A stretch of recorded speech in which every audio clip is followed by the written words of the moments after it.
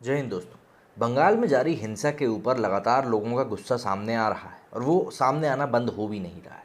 लेकिन सबसे बड़ी बात यह है कि जो लोगों की डिमांड है इस समय अमित शाह और नरेंद्र मोदी से जल्द बंगाल के ऊपर बड़ा एक्शन लिया जाए, वहीं एक बहुत बड़े तबके की मांग ये भी है कि बंगाल में धारा 356 के तहत राष्ट्रपति शासन लगाने का समय आ गया है।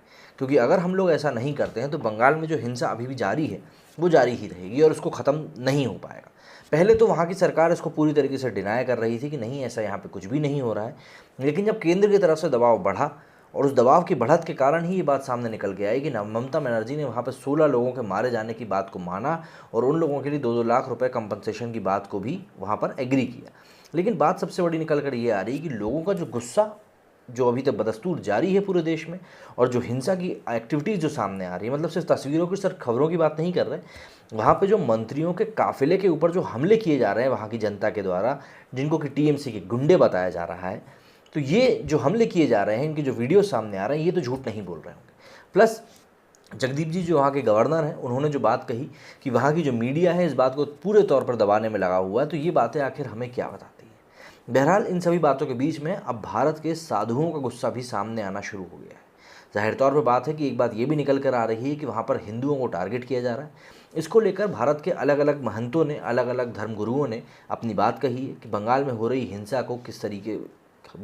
हिंसा को बस रोका जाए, और मोदी और अमित शाह से सीधे तौर पर उन्होंने बात भी कही। अब सबसे पहले बंगाल हिंसा पर महंत नरेंद्र गिरी की बात सामने आई है। इन्होंने ममता बनर्जी सरकार को बर्खास्त करके सेना की तैनाती वहाँ पर करने की बात करी है। अब इसके टीएमसी की जीत के बाद बीजेपी कार्यकर्ताओं पर हो रहे हिंसक हमले, वेस्ट बंगाल के जो भी कुछ वहाँ पे दिक्कतें चल रही हैं उनके ऊपर, हिंदुओं की हो रही हत्याओं पर साधु संतों की सबसे बड़ी संख्या, अखिल भारतीय अखाड़ा परिषद ने कड़ी प्रतिक्रिया व्यक्त की है। अखाड़ा परिषद अध्यक्ष नरेंद्र गिरी ने कहा है कि ममता बनर्जी के निर्देश पर बंगाल में मुसलमानों ने जो तांडव मचाया है, हिंदू बहन बेटियों के साथ जो दुर्व्यवहार किया है, वो निंदनीय है और उसको ये चीज़ बर्दाश्त के बाहर है। अखाड़ा परिषद के अध्यक्ष महंत नरेंद्र गिरी ने देश के प्रधानमंत्री, गृह मंत्री और रक्षा मंत्री के साथ ही पूरी यूनियन कैबिनेट से मांग करी है कि धारा 356 का प्रयोग करते हुए ममता बनर्जी की निर्वाचित सरकार को तत्काल बर्खास्त कर बंगाल को सेना के हवाले कर दिया जाए, तभी वहां पर लोगों की रक्षा की जा सकती है। उन्होंने आशंका जताई है कि बंगाल सरकार और वहां की स्थानीय पुलिस अब इस दंगे को रोक नहीं पाएगी। उन्होंने कहा कि अखिल भारतीय अखाड़ा परिषद प्रधानमंत्री नरेंद्र मोदी और भारत के राष्ट्रपति रामनाथ कोविंद को एक पत्र लिखकर बंगाल सरकार को बर्खास्त करने की मांग करेंगे। इसके साथ ही राष्ट्रपति शासन लगाने की भी मांग करेंगे। महंत नरेंद्र गिरी ने पश्चिम बंगाल के हालातों को देखते हुए कहा कि केंद्र सरकार को अब इस मामले में हस्तक्षेप करना चाहिए। साथ ही वो बोले कि ममता बनर्जी अगर इस तरह से सरकार चलाएगी तो 5 साल बाद बंगाल में हिंदुओं का नामो निशान रह नहीं जाएगा। मतलब इतनी बड़ी बात यहाँ पे महंत ने कह दी है। इसके साथ ही उन्होंने पश्चिम बंगाल के मुसलमानों से अपील करी है कि बर्दाश्त की एक सीमा होती है, इसलिए जब क्रिया होगी तो उसकी प्रतिक्रिया भी होगी। उन्होंने कहा कि अगर हिंदुओं के साथ बंगाल में अन्याय होगा तो अखाड़े भी हिंदुओं की रक्षा के लिए आगे आएंगे। महंत नरेंद्र गिरी ने कहा कि ममता बनर्जी को ये समझना चाहिए कि बंगाल में हिंदू और मुसलमान दोनों रहते हैं।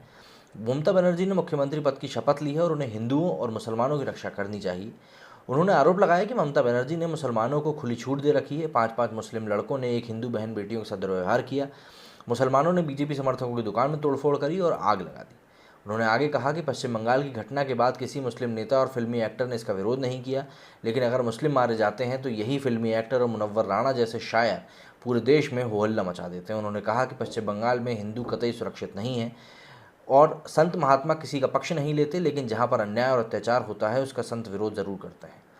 सनातन परंपरा में हिंदुओं की रक्षा के लिए ही अखाड़ों की स्थापना हुई थी, इसलिए ज़रूरत पड़ी तो अखाड़े भी हिंदुओं की रक्षा के लिए आगे आएंगे। तो इतनी बड़ी बात कही है इस समय महंत नरेंद्र गिरी जी ने, और उनकी बात को यहाँ पर काफ़ी गौर से भी लेना होगा क्योंकि उन्होंने जो बातें कही हैं काफ़ी ज़्यादा संवेदनशील हैं, लेकिन उनमें कहीं ना कहीं सच्चाई भी छुपी हुई है, जो कि लोगों के अंदर का जो गुस्सा है वो दिखाई दे रहा है।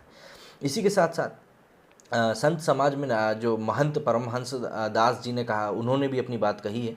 उन्होंने 1 दिवसीय अपना उपवास भी रखा था इसी चीज़ के अगेंस्ट में।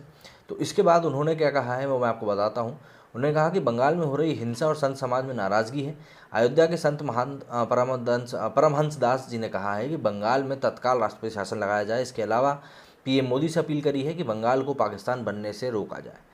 तपस्वी छावनी के संत महंत परमदास ने कहा है कि परमहंस दास पश्चिम बंगाल में ममता बनर्जी ने चुनाव के बाद ही कह दिया था कि खेला होबे, जब से चुनाव जीती हैं तब से लगातार वहाँ पर आपराधिक घटनाएं हो रही हैं, लोगों को मारा जा रहा है, आग लगाई जा रही है। उन्होंने कहा कि राष्ट्रपति से मैं मांग करता हूँ कि बंगाल में तत्काल राष्ट्रपति शासन लगाया जाए। उन्होंने मांग करी कि हिंसा में मारे गए लोगों के 10 करोड़ रुपए की आर्थिक सहायता, एक सरकारी नौकरी दी जाए, जिनके मकान जलाए गए हैं उन्हें मकान दिए जाए। इसके अलावा उन्होंने नरेंद्र मोदी से भी कहा है कि पश्चिम बंगाल के हालात बहुत ज़्यादा खराब हैं और उसे पाकिस्तान ना बनाया जाए। आरएसएस के कार्यवाहक सत्रते खुशबोले ने बंगाल हिंसा की कड़े शब्दों में निंदा करी। राज्य सरकार से उन्होंने मांग करते हुए कहा कि हिंसा को रोकने के लिए तुरंत कदम उठाया जाए।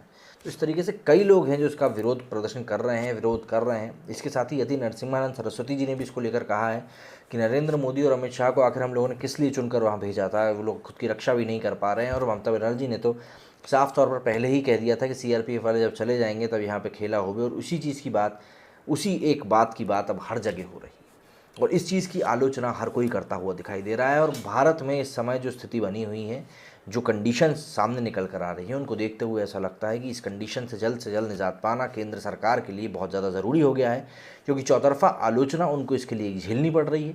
जहाँ एक तरफ कोरोना की मार ने वैसे ही सरकार की आधी कमर तोड़ दी है, वहीं दूसरी तरफ बंगाल में हो रही घटनाओं के कारण उनको और भी ज़्यादा आलोचनाओं का सामना करना पड़ रहा है।